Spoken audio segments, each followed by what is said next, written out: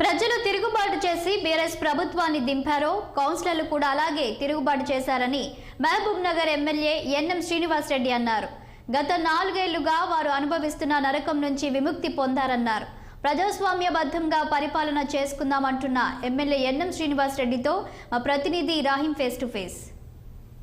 బీఆర్ఎస్కు వరుసగా షాక్ తగులుతుందని చెప్పవచ్చు. అందులో భాగంగానే మహబూబ్ నగర్ జిల్లాలో మాజీ మంత్రి పి శ్రీనివాస్ గౌడ్ కాదని ఏదైతే మున్సిపల్ కౌన్సిలర్స్ 49 మందికి గాను 30 మంది మద్దతుగా ఏకగ్రీవకంగా ఏదైతే ఈరోజు సమావేశం జరిగింది. అయితే మొత్తానికి దీని గురించి మాట్లాడడానికి మనతో మహబూబ్ నగర్ స్థానిక ఎమ్మెల్యే ఎన్ఎం శ్రీనివాస్ రెడ్డి మనతో ఉన్నారు. వారిని అడిగి మరింత సమాచారం తెలుసుకుందాం. సార్ చెప్పండి, అసలు ఈరోజు జరిగిన అవిశ్వాస తీర్మానానికి గల కారణాలు ఏంటి?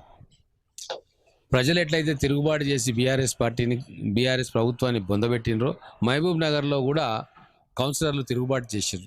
గత 4 సంవత్సరాలుగా వాళ్ళు పడుతున్న బాధ, ఆవేదన, వాళ్ళకు స్వేచ్ఛ కోల్పోయి వాళ్ళు ఎట్లయితే మానసికంగా హింసకు గురైనరో వాటి నుంచి బయటపడదామని చెప్పి వాళ్ళు ఆలోచన చేస్తున్నారు. ప్రజాస్వామ్యబద్ధంగా మళ్ళీ మా వార్డుల్లో పరిపాలన చేసుకుందాం, ప్రజలకు ఉపయోగపడే పనులను చేసుకుందామన్న ఆలోచనతోటి అందరూ కూడా ఈ పార్టీ ఆ పార్టీ అని చూడకుండా అన్ని పార్టీల నుంచి ఈరోజు అవిశ్వాస తీర్మానం ప్రవేశపెట్టి దాన్ని నెగ్గించుకున్నారు. బీఆర్ఎస్ అయితే ఓకే, కానీ ఇక బీజేపీ విషయానికి, ఎంఐఐ విషయానికి వస్తే వారు కూడా కాంగ్రెస్కి మద్దతు తెలపడము అని దాన్ని ఏ కోణంలో చూడవచ్చు?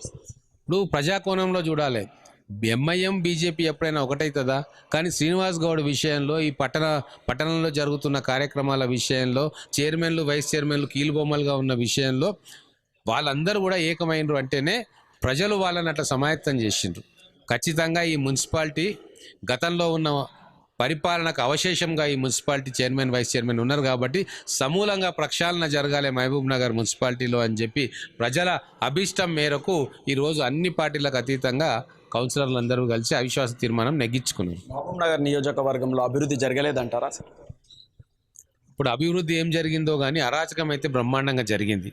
అభివృద్ధి మాటున అరాచకం, డెవలప్మెంట్ మాటున దోపిడీ జరిగింది. రాబోయే రోజుల్లో తెలుస్తుంది ఎన్ని కోట్ల రూపాయలు ఇక్కడికి వచ్చినాయి, ఎంతమంది దాన్ని బొక్కిండ్రు, ఎంతమంది దాన్ని పక్కకు పెట్టిండ్రు, ఎంతమంది నాసిరకం పనులు చేసిండ్రు, ఎన్ని రూల్ ఆఫ్ లాకు వ్యతిరేకంగా ఏం చేసిర్రు, ఎంత అవినీతి జరిగింది, ఇవన్నీ కూడా రాబోయే రోజుల్లో బయటికి వస్తాయి. విశ్వాసం మున్సిపల్ చైర్మన్ ఎవరని చెప్తే ఏమని చెప్తారు? ఇప్పుడు కౌన్సిలర్లు అందరు ఏకమైన పార్టీలకు అతీతంగా ఉన్న చైర్మన్, వైస్ చైర్మన్ దింపేసిండ్రు. ఇప్పుడు వాళ్ళందరూ కూర్చొని నిర్ణయం తీసుకుంటారు. ఎవరైతే మా అందరికీ కూడా స్వేచ్ఛ కల్పిస్తాడో, కౌన్సిల్లో మంచి చర్చ జరగనిస్తాడో, మా అందరిని కలుపుకొని టీం వర్క్ చేసుకుంటాడో అటువంటి వాళ్ళని కూర్చొని వాళ్ళు ఎన్నుకుంటారు.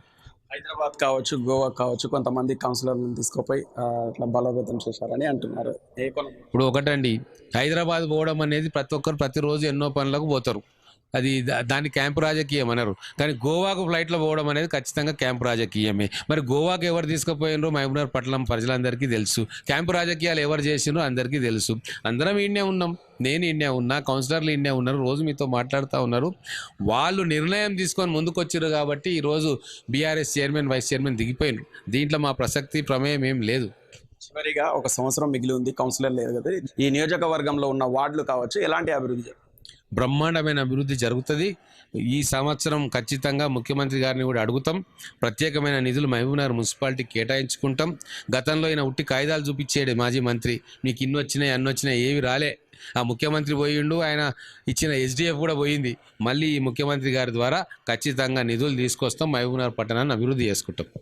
ఇది మొత్తంగా ఓవరాల్గా చూసినట్లయితే ఏదైతే బీఆర్ఎస్ ప్రభుత్వం మహబూబ్ నగర్లో అరాచకాలకు నెలకొందని, ఎలాంటి అభివృద్ధి జరగలేదని ఎన్ఎం శ్రీనివాస్ రెడ్డి అంటున్నారు. ఇది ఇక్కడున్న పరిస్థితి. కెమెరా పర్సన్ షౌకత్తో రహీం, 6 టీవీ, మహబూబ్ నగర్ నుంచి.